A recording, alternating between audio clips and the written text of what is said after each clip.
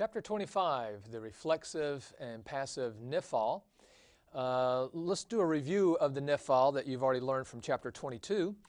What we have here, of course, is the boxes. And again, for the Niphal, the boxes are not as easy to learn as they are with the other stems or conjugations. But you can see that you have this noon, this N, that's placed on the front of the perfect and the participle, and then you have the I, which represents, of course, the heric, again, both in the perfect and the participle. And notice how the PH, which represents R1 and then R2, are right back to back. That's always a sign of a silent schwa, and that's why you see the silent schwa with the perfect and the participle. When you come to the infinitive, one of the options of the infinitive, and this option here can only be for an absolute. It cannot be for the construct, but this is an option for the infinitive absolute. It can also be like the perfect and the participle.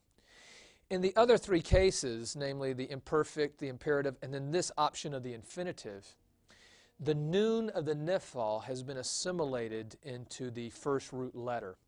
And then you have this heric, which is going to be preserved by the Dagesh forte, namely that noon again in R1. That's going to save the heric.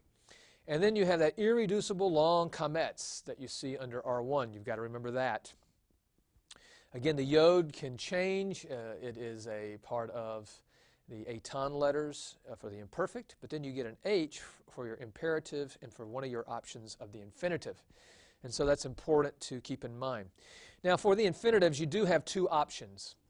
This option, the first option with the noon, is only for the absolute, but for the other option with the hey, the heric, the Dagesh forte, and the long kamets here under R1, this can be for an infinitive absolute or an infinitive construct, so you want to keep that in mind.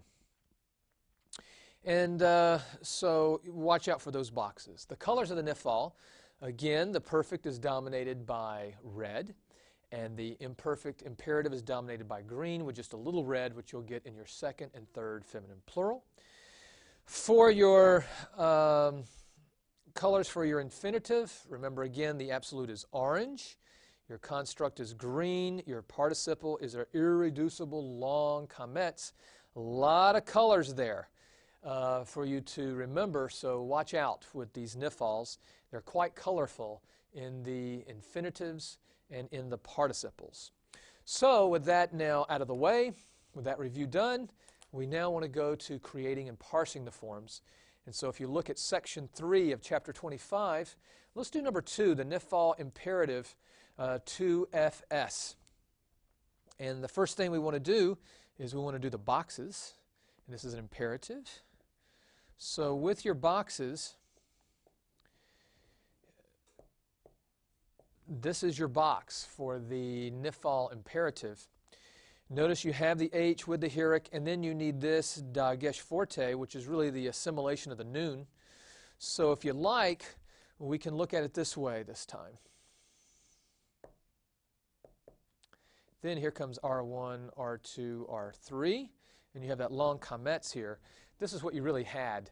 The noon with the silent schwa is assimilated into R1, and this explains why you have the Dagesh forte there. So there's your box. And so again, what I would do to the right of this is write out the root katal and attach the box. And again, the box always goes onto the front. Next, you have to know the colors. And again, as you know, when you're doing colors for the when you're doing colors for the perfect or an imperfect imperative, give me all the colors. That's what I like, the way I like you to do it. And what we're looking for here is an imperative second feminine singular.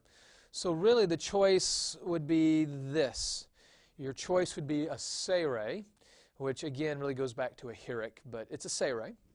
So that's what you would put now under your R2 as you to the right of this, bringing down your form with the box also. The next thing is the call, and kitli is what you need to know for that, kitli. And again, what you're interested in is something at the beginning, especially in a participle or in an imperfect. But really, this is what we're looking for. We're looking for that vocalic ending, and that's very important. So when we put it all together,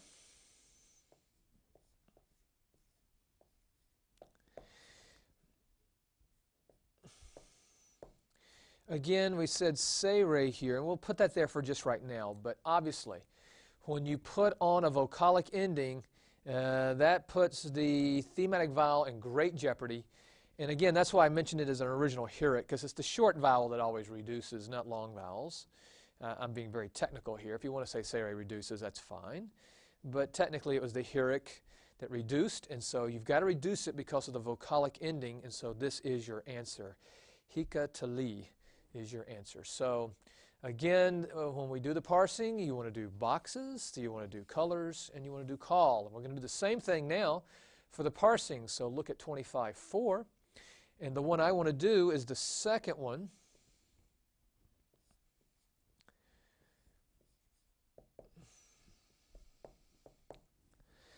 Tikatel. That's what we want to do. We want to do tikatel. And so again, the first thing we want to do is go after the boxes. And when I look at this word, again, I know I'm going to have 3 roots, so I'll go ahead and put down 3 boxes for now. And so either the root starts with the tav, then a kof, then a tet, and then how do I explain the lamed? Or the 3 roots are the kof, tet, lamed, and then the t is some type of performative, and that's much easier to explain. And so when I start with the boxes, you're always starting at the beginning anyway. And so here's what I see at the beginning. And once I see that, I know what I'm looking at. This has got to be a Niphal imperfect. And so again, normally we would see a yod here in our boxes, but again, that yod stands for all the aton letters, and that's what this tav is. It's an aton letter. So immediately, I can eliminate all forms when I'm parsing this, except for the Niphal imperfect. Now, when I call it a Niphal imperfect, I do need to say we could look at a adjessive here, and we could also be looking at a cohortative. Always keep those 2 options in mind. The next thing we want to do is we look at the thematic vowel. We always want to make sure the thematic vowel confirms the boxes. And again, when we look at the thematic vowels, it's like this. And sure enough, that works perfectly. There's the sere. And so that looks very good. And so now we need to think about the call. And with the call, you're looking at something like this. And so yiktol, or excuse me, tiktol, like this. And so that's the call element, that T form really, is part of your call element. And so when I see that, and again, there's no ending here, when I look at that in the call, I can say this is a 2MS. I can say this is a 3FS. Those are the 2 options here of the call. And so that's exactly what we're looking at. So our final answer here is going to be a Niphal imperfect second masculine singular or third feminine singular. Now you could also argue that these are jussives, and that would be fine too. You could argue that we're looking at a jussive 2MS or a jussive 3FS, because the forms here would be absolutely identical. Only in the Hifil would we perhaps see a difference. And so again, we could call this a Niphal imperfect second masculine singular or third feminine singular, or we could call it a jussive 2MS or 3FS. Finally, we want to look at the meaning of the Niphal. The Niphal is the reflexive or passive of the call. And you can see the examples I give you there. Shamar means to guard in the Niphal, to guard oneself. And the next one you have to hide, then to hide oneself. But then I give you the passives. You have to bury, to be buried. To bear, to bring forth, to be born. And so the meaning of the Niphal should not give you much difficulty. Make it a passive, make it a reflexive, and you're going to be okay. So again, not very complicated there. Well, that's it for the Niphal, and so now learn the chapter and then do the exercises.